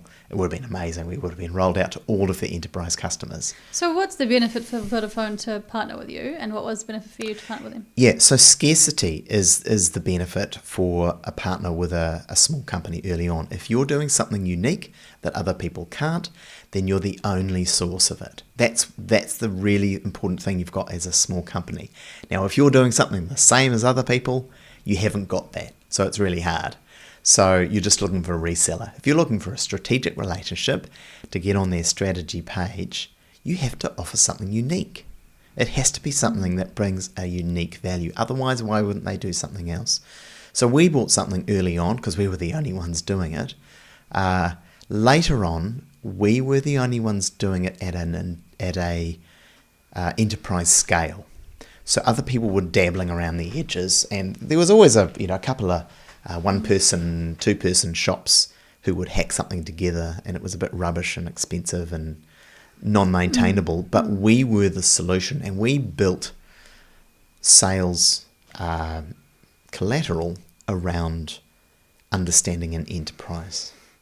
How big did Ambit get in terms of sales? Sales, we got to, when I left, we had 2 million in recurring revenue. So that was contracted recurring revenue. And we never really tracked it, but probably 200,000 or 300,000 in services revenue. We had, the numbers vary, but I think we had 23 full-time equivalents. Mm-hmm. And we always had a few extra. We had some outsourced marketing. We had a few other people who would help with one thing or another. But essentially, that's the size that we got to. And what we did is early on we grew really strongly. I think from our first year result through to our second year result, we grew 5 times. And then we grew consistently. We actually grew consistently every month for 21 months. I remember that. We had a weird coincidence of we were 21 months old, we had 21 staff, and we had 21 customers. So I did a full presentation just on that, just for fun, and it was all about 21. Quick one. Mina here. Thank you for watching this episode. I appreciate you. Thank you for all your support. One thing that you can do for me is to please hit the subscribe button below. We are wanting to hit 1,000 subscribers by the end of this year. I promise you that if you hit subscribe, I'm going to work hard to make sure that my episodes are really good, that will get better and better. So, do we have a deal? Okay, back to the episode. So now we've talked about, the aspects of proving the concept and having those case studies, getting your pricing, and a lot of the other maybe partnerships. But now that you know that you can do this, you want to scale it. Can you get into scaling? Like, what does a business need to do to start and scale and go big? A lot of businesses really pretty much start from a person with an idea, and there's all different times that you can do something. But the thing that makes it actually a business is when someone pays you money. And you've got a big choice, which is if you want to scale and you want to go big, do you take money from investors before you've had money from customers, or do you do it the other way around? The most effective thing you can do is to get money from customers. Customer money, it's not free money, but customer money, they don't expect it back. Investors expect money back. So I always recommend what is called bootstrapping, which is get an early customer, get some money out of it, try and make a sustainable business. You have to put in some of your own money, and I put in money into my businesses. Once you've created that default alive, which is if you just let the company do what it's doing, then you make money and you can keep running, then you're at the stage you can start to raise money and you'll do well out of it. If you go before that, it will cost you a lot in terms of the amount of the company that you own. But once you've proven that you are default alive, you can start talking. Now, it depends on the business. Software and technology is very specific, and it's where you get terms like angel investors and venture capital and that kind of thing. There's a whole specific way that you do that. But outside of that, an investor is anyone with money who backs you. It's as simple as that. It could be your mum and dad. It could be your mates. It could be your aunt and uncle. It could be your neighbour. It doesn't really matter. When that's the first time you raise money, it's called the 4 F's round. Friends, family, founders, and fools. Right? So I put that up on screen. Why fools? Who would invest in a new company? Only the fools, right? It used to be called the friends and family round. I added the other ones because I believe that founders should invest in their business. And then you get some randoms who just put money in without being, they just want to do it because they're cool. Friends and family do it because they're just backing you. They're backing you personally. But that early round, do not assess the quality of your ability to raise money based on talking to those people because they are easy. Hey, Mum, can I have some money for this? Yeah, sure, here you go. Right, that's easy. That is not raising money from investors. The hard part will be the ones that don't know you and they've got the money. And that's right. Fundraising really starts when you don't know who to talk to. Yeah. Right. Or more importantly, they don't know you. You might have heard of them. You might think, oh, Stephen Tyndall, he's famous. Try and find which door to knock on for that. Good luck, and don't do it if you're listening. Why is that? Why not? Oh, just to give them some privacy. Okay. No, I just mean in terms of that. But no, so fundraising really starts when you're talking to people who don't know you and they don't know what you do. But the easiest way, it's not easy, but the least hardest way to get started in that is talk to people that know about something that you do. If you're doing something that sells to retail, then you want to talk to a retailer. If you're doing something that's really deep on technology like I've done, I talked to a couple of people who were software developers and explained to them, and when they understand it's a hard problem and it's a unique problem, then people are inclined to invest. And I'll just touch on those. Hard because you don't want everyone else doing it, and unique because you don't want anyone else to have done it already. It's almost the same thing, right? So when you've explained that problem, if people aren't backing you, by the way, if they're like, oh, I don't know. It means you haven't explained the problem that you're solving well enough. And I hate to tell you, but it might be that you're not solving a real problem. Some people will build a business that might be making a couple of $100,000 a year, but they're not solving a real problem. They're an optional, and those people discover how important they are when they're in a difficult economic time, and they are the first people to, for their service or their product to be shut down. You want to be the utility. People cannot survive without electricity or water. Now, those are a bit commoditized, of course, so you don't want to literally be that.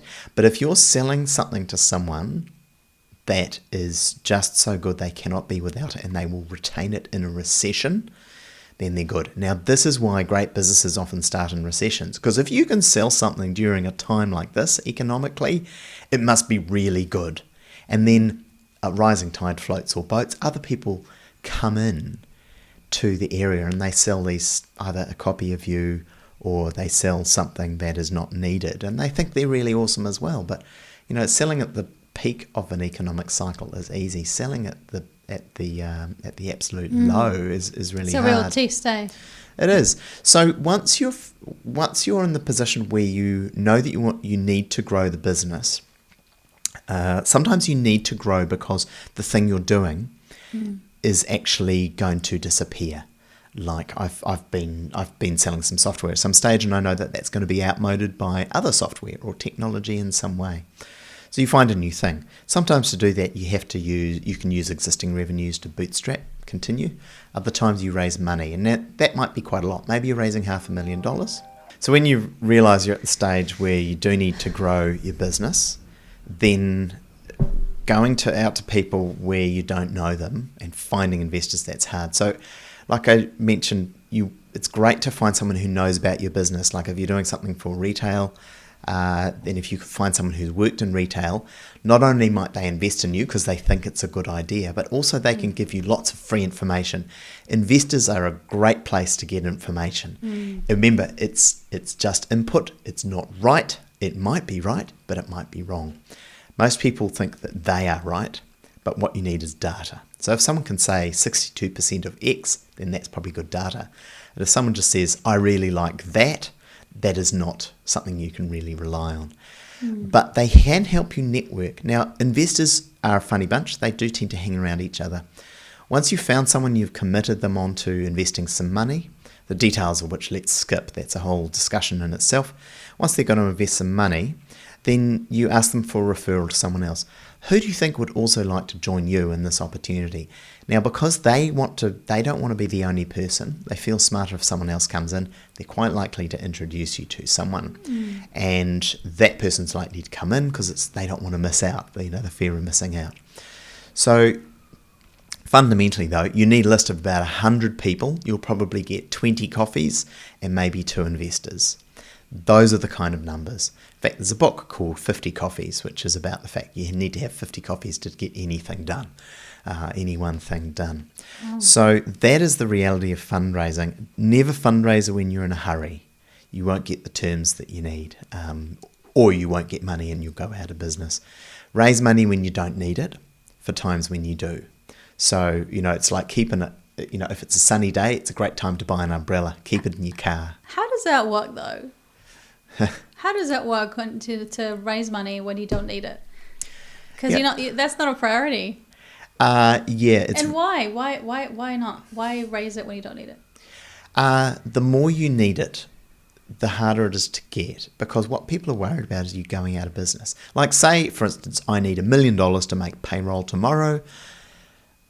I probably can't go and raise that money. Now, if I need $1 million to make payroll in 6 months, I can sell that story. I can raise $1 million in that time. And what I do is I sell the story of the business. I don't say, hey, in 6 months to the day, as a business owner, you should know your cash flow to the day. You should know that I've got, 164 days of cash in the bank. Then I run out. You don't have to tell everyone. But when you're talking to an investor, you say you're aware, and they might say, it's going to take me a couple of months to get my money together. 164 days, I can make that work. If you need your money in 47 days, that's not going to work. So, but if you might go out of business, and it takes people time. But if you're desperate, what they'll say is they'll say, I'm taking 90% of the business, and then I'll give you the money you need. And then you find you work for them, and that's not a good place to be. There's a general rule of thumb with raising money. You should never sell more than 10 to 20% of your business in any one round. If you sell 10% of your business a few times in a row, you've still got a majority of that business. 5 times in a row, you've still got a majority. If you sell 20% of your business 5 times in a row, you own much, much less of that business. Of course, you're issuing new shares every time, and before you know it, you've got a crowded, we call it a cap table, which is the people that own shares in your company. And that's a company that's hard to get more investment in. So it's best to have a few investors who keep investing than 20 investors who invest a few $1,000s at a time. The best is one great supportive investor who invests strategically with you. Thank you. I don't know what to say after all that information. There's a lot of it. There's a lot of dense information. It is quite a lot, and I have to say it's fascinating. I think when it comes to shares and selling your business, not selling, but like when Mechanics people say, of, for people don't understand what it means to give 10% of your business, what does that really mean in real terms? Okay, so let's create a hypothetical company. There's 100 shares and I own 100 shares. Now, I didn't pay for them because I'm the founder. I went to the company's office. I created a company, Tim's Company Limited. How many shares to start with? $100. And so I've now got 100 shares. Now, I go off and I sign a couple of people and I've got some customers who are interested, and you say, hey Tim, I quite like this business. I'd like to buy into the business. Right, so I've got 100 shares. I don't sell you 10 shares. What I do is I create 10 new shares. That's the way it generally works in the real world. So what I've done, so now if I sell you 10 existing shares that I'm selling, you're buying, then that's kind of the way small businesses often work. They'll keep the same number of shares. But for companies where investors actually invest in it, what happens is you create new shares. There's a couple of reasons why, but it's actually just much easier. There's twice as many transactions if you sell and buy. So we've got a hypothetical company here. I create 10 new shares and I sell them to you for $1 each. Right, so now we've got a company and it's got 110 shares and I've got $10 in the bank. Right? You own 10 of the 110 shares, which is not quite 10%. Right, so was it 9.09% or something? So you earn 10 of the 110. I own 100 of the 110. So, and we've got $10 in the bank. Now, if your percentage is 9% of the shares, I'll say I'm selling 10%, but remember, you add that 10% to the existing 100. So what's left is actually 9%. That's what you get. I sell 10%, you end up getting 9% of the new business. That's the post money or the post money number of shares. You now have rights to 9% of everything that business owns. Has $10 in the bank. 90 cents is yours. So as an investor, what are you earning? Yeah, so what are you earning? You are hoping, there's two ways of earning as an investor. There's a dividend, which is a cash return on the money you've invested. And then there's capital return, which is where the value of the company actually increases.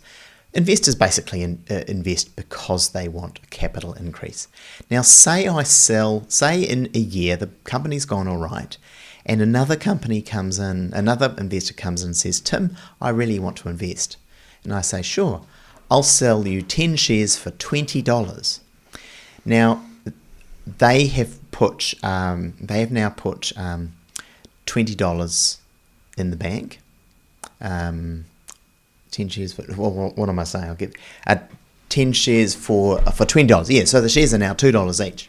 So I've got $20 in the bank.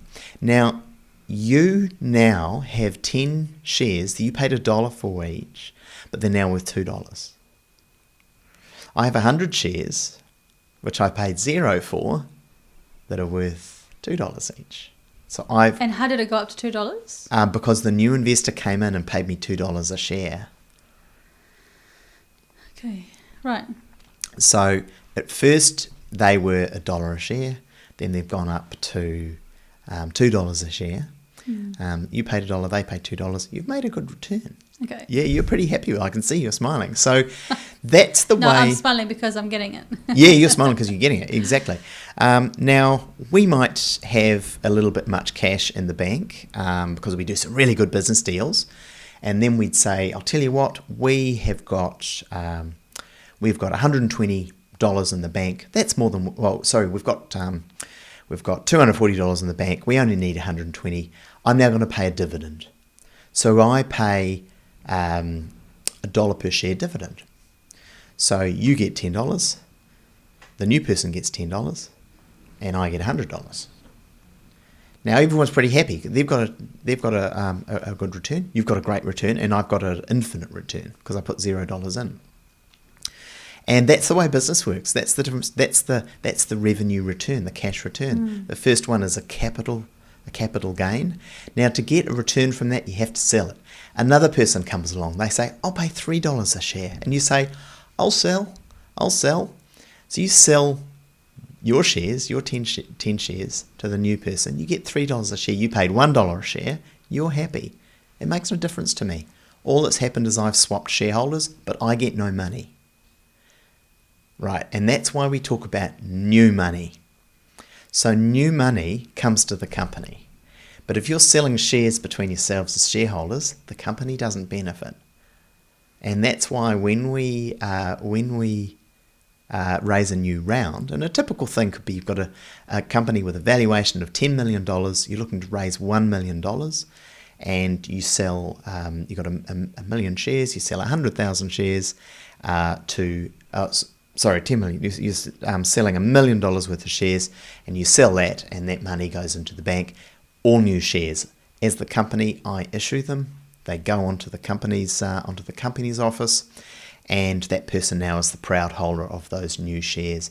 So I want to take new money in. If you're existing shareholders, now if shareholders sell to each other, that's called the secondary market. And that's exactly what the stock market is. As people buying and selling shares, it makes no difference to the company. So the company doesn't really care if you sell your Spark shares to me. Makes no difference to them. But their value is increasing, isn't it? Well, if the price is higher than it previously was, then the price has gone up. But the operating price of a company on the share market makes no difference to the operations of a company. It could be $1,000 a share, it could be 1 cent a share. It doesn't affect the operations of the company unless they want to raise money. And then they're issuing shares at that kind of price. It'll be in that bracket, and then it makes a difference.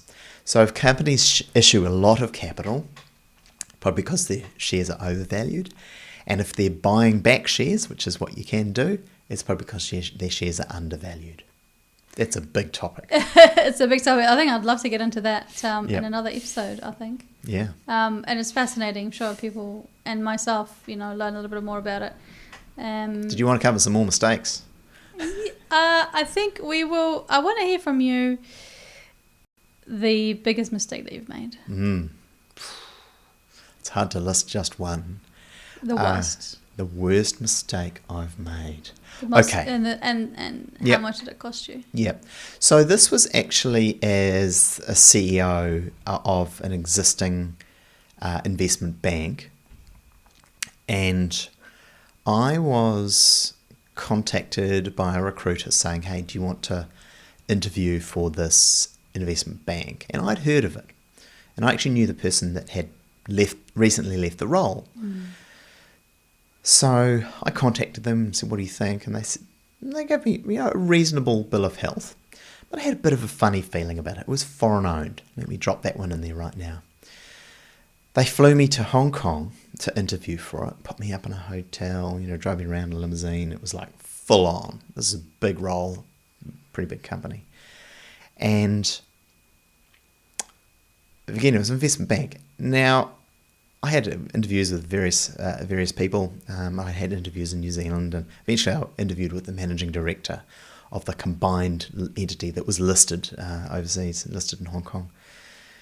And this person asked me, it was a bit weird, but this person asked me a particular question. They said, "How long will it take you to turn our company into a company that's as respected as Goldman Sachs?" And I said, "That's a lifetime. Goldman Sachs has been around since the 1930s, and they've always operated in such a way that they've become one of the most respected brands in the world. So you never stop." He said, "Do you mean like 3 months?" And I said, "No, I'd say we would turn it around in terms of operating. We can operate like them as high quality. That will take 5 years, because you need a cycle of staff, right? I'd need to hire all the heads in, replace a lot of people, operate at the highest level, reinvigorate the relationship we had with a bunch of regulators, both New Zealand, Australia and global. He said 5 years is too long. He said, okay, I'd like it faster. But anyway, long story short, I ended up getting the job. But I had this really weird feeling about it. And I started the job. I was given a corner office and, this building on Queen Street, very old-fashioned kind of, really, like you can imagine people smoking in the office. There was dark wood everywhere and lots of separate rooms. And now the other thing was that everyone, or I'll put it this way, no one spoke English in the office. There were 3 people who were native English speakers, and we spoke English to each other. But apart from that, it's very isolating. And I thought, right, well, I'm going to be in this company. I'm going to command it for some time. I started learning the language. And anyway, after 3 months, that's when they took their first run at me for booting me out. And a whole series of things happened. But what I really noticed is how badly they treated their staff. When I arrived, I got lists of all kinds of things, the entire payroll, years of financials, all this. Now, at Goldman's and JB Ware, if you asked for the folder of compliance issues, it would be a handful of compliance notes. It'd be very minor because we were exceptionally well behaved.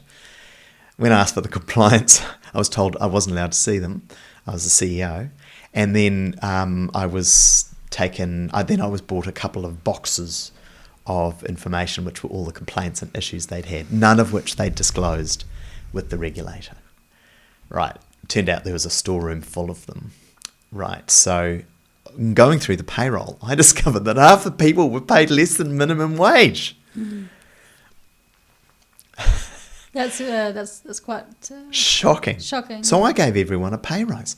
So the team liked me. The managing director did not like me. He said, this is going to cost us like $1,000 a month. I'm like, $1,000? That's nothing. Yeah. What's their turnover? $70 million per annum or something? $80 million per annum? But it's not a question. It's the law. So it's not even a question because it's the law, and that's a low bar. So first, do that, pay people the minimum legal amount. Now I've never paid anyone minimum wage in my life, so I rounded it up a little bit, like another 10 or 15 cents or something, because I want to be able to say we don't pay anyone minimum wage. I don't know why in an investment bank anyone's getting paid minimum wage, but what I worked out is it was basically a visa factory for people. And I also started learning, because they were taking a lot of compliance notes, not in English, that there was a sense there that trading wasn't fully legitimate. I'm being fairly cautious with my words here. Anyway, I started picking up a series of things. Anyway, so 3 months in, they had a first run at me. Now, I know the employment law pretty well. They had their first run at me. That did not succeed. And then they completely isolated me. No one would talk to me. They were all clearly told. I pretty much hung out in that room in my office for the next 6 to 8 months, completely isolated. Only the 2 other English-speaking, only the 2 other New Zealand people would talk to me, and then they had a slightly better run at me, which I knew would succeed, but I dragged it out from August through to November. Now, what I learnt from that, that was the biggest career mistake in my life, and it is, fundamentally, it was a clash of values. I had values around how to treat people, to do the right thing, following the law, basic stuff like that. That was not shared with those people, and this is my key thing that I know to be true. Trust your gut instinct on the downside, not the upside. If your gut says, oh my God, that's the best thing to do in the world, it might be, but don't trust it. If your gut says, be careful, you trust it. I always had a gut feeling with that it was wrong. My gut feeling on the downside has never been wrong. On the upside, it's definitely been wrong. Tim, you should absolutely buy that car or date this person or, whatever. But I had that feeling. And now the other interesting thing, that year, I made more money than I've ever made before. I was paid a very large salary, very large bonus, and I was paid a very sizable amount to leave. Right? So, but it was also my worst year of my biggest mistake, where I was the least happy. And it put a stain that, I'm probably past it now. But more than anything, it was like this mental hurdle. It's like, oh my gosh, I stuffed up that badly that I went and worked for people who were prepared to break the law. And then when I discovered it, they fired me because of it. Wow. Well, if you let me finish this story, I'll just give you a little wrap up. So I did the thing, when I left, they announced it while I was still in the office. You're CEO, right? This is not a minor role. So they just sent out a thing saying, oh, Tim's leaving. And I'm like still walking out. So I left. And then I called the FMA to say I should just, the Financial Markets Authority, the regulator for essentially financial markets unless you're a bank. And I called the FMA and I said, I'm just letting you know that I'm no longer CEO of this business. That's all I said. It's just truthful. I didn't give them any information, but I let them know. And I always had a very good relationship with them. And I thought they might implode a little bit earlier, but they had a few wobbles over the next couple of years. But then a couple of years later, they were delisted in Hong Kong, and the top two, or first the COO was removed, then the managing director was removed, and then they both went into investigation for fraud. Well, that would have made you smart. Well, it's kind of a least worst outcome. It was still a bad outcome, but what it did is it showed me that the values that I held were the right ones, even though I was really badly treated throughout that time. There's no upside for me, no upside, but the upside is the money. Well, I got paid to go, but I would rather have had a good year. I would rather have had a good year at a good company and earned half as much. Absolutely. It's the quality of the work. Beyond there's a hurdle, right? Beyond that hurdle, money doesn't deliver happiness. It does at the low level, it does. Because, if you can't afford to buy food, you're pretty unhappy. But once you get to a certain level, the correlation's very low. You might think it's pretty cool to, own that super fancy car or something like those. But ultimately, that comes from within. But that's a different story.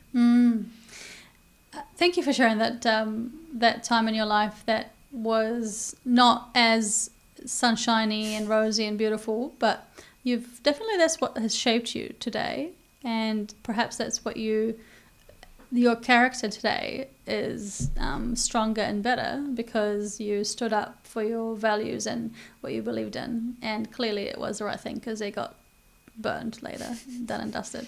And on that note, I wanted to end this podcast. Thank you so much for coming on, Tim. It's been so enriching to have a chat, and we could have gone for hours. Indeed. Thanks very much for having me. We'll have you again soon. Thank you.